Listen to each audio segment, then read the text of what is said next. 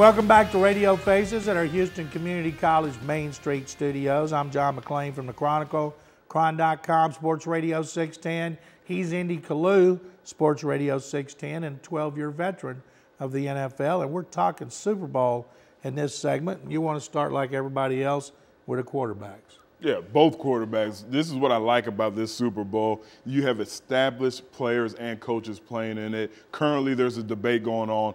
Who is the best quarterback when you look at Tom Brady versus Eli Manning? I still think it's Tom Brady, but guess what? Eli Manning has a chance to be on the biggest stage that you could be on in regards to American football and prove, you know what? The elite in Eli, the Eli and elite is meant for me, and I have a chance to beat Tom Brady. I have a chance to get my second Super Bowl, one up my brother, and be considered one of the greats. And that's one of the things. There's so many things I like about it, but this Super Bowl coming up, that's one of the things that I'm really going to be interested in watching. Who's going to step up when the light's really on, when everybody in the world, in the country, and the NFL is watching this game. And I really like what Eli has a chance to accomplish. It's one thing to win one Super Bowl. That's great. But when you're talking about multiple Super Bowls, you've almost solidified your place in the Hall of Fame.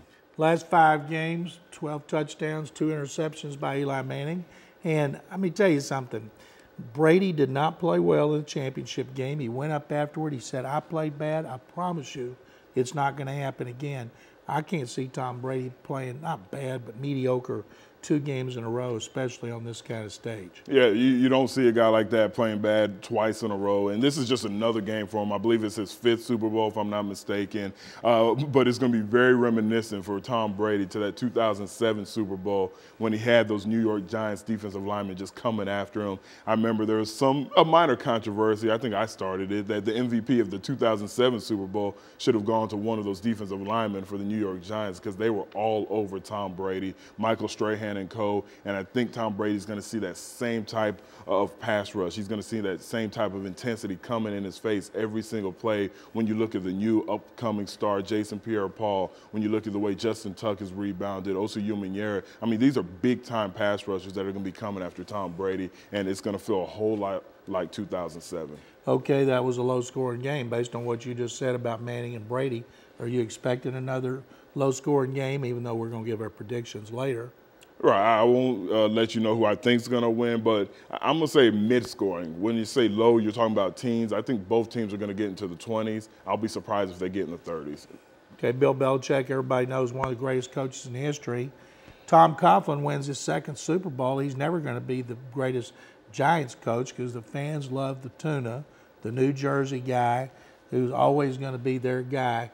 What do you think about Coughlin and Belichick in a matchup of the head coach? Well, similar to the way I feel about the quarterbacks. The reason I'm excited, it's not new versus old, or it's not an inexperienced quarterback versus a very experienced. The same way with the coaches. When you look at Tom Coughlin, 68 years old, he's been up and down. He's learned from this NFL head coaching experience where they wanted him out, but Jerry Reese, the GM, stuck with him, and now he has a chance to win his 2nd Super Bowl. Whether you like the tuna or not, you have to give credit where credit is due. If Tom Coughlin could lead this team to his 2nd Super Bowl champion, you have to put him up there on the New York Mount Rushmore when you look at the coaches there. And Bill Belichick, I can't say anything about him except for he's the best coach I've seen in my time. He's going to come up with something very creative to give his team the advantage. And I could go on why I think Bill Belichick is the greatest coach that I've seen, that I've witnessed. All you have to do is look to what he's doing with Edelman, a guy who was a quarterback at Kent State. He's turned him into a viable wide receiver in the NFL, and now he has him playing defensive back. I mean, the guy is creative.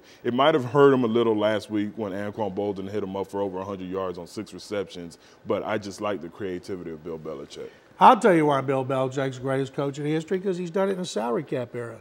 If you're Chuck Noll and you got to decide between Lynn Swann and John Stallworth, who do you cut because of the cap? You got to keep Jack Hammer, Jack Lambert. Who do you cut because of the cap? Imagine what Belichick could have done all these years if he had gotten to keep his players like Lombardi, Noel, Shula, Landry, like all those coaches did. I'm sure they would have adjusted, but nobody else has been able to do what he's done under these circumstances. Assistant coaches come and go, personnel people come and go, and the one constant is Belichick, and they continue to win. Now, the last Manning to play in Lucas Oil Stadium will be... Eli Manning. I agree. What do you think? Peyton's gone?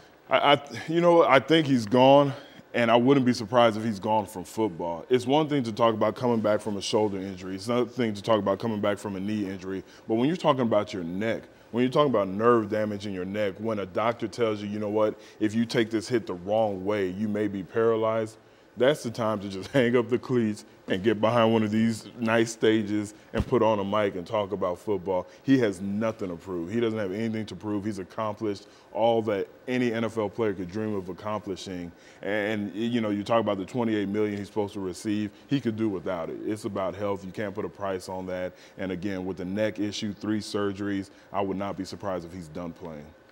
I might call him, see if he wants to take your place next year. Hey, the offensive coordinator for the Giants, Kevin Gilbride, every time you see the sideline, there's Tom Coughlin, there's Kevin Gilbride. Kevin, of course, was offensive coordinator and quarterbacks coach for the Oilers until he was fired 10 games into the 94 season. Kevin has done a great job there. He's got 1 ring. He coaches Eli Manning. He puts up with Tom Coughlin. He got a head coaching job at San Diego and did such a bad job. He antagonized the general manager who hired him, Bobby Beathard, and he just totally irritated the media. His name has never been mentioned since, and yet he's done a great job with that offense. Coughlin lets him call the plays. What do you know? What do you think about Gilbride? Well, I think he's one of those coaches. He's a very good coach. He's a very good X and O's guy. But when you're a head coach, you have to be a PR guy. You have to be a babysitter, so to speak. You have to be a manager. You have to know how to delegate. It's more than just being an X and O's guy.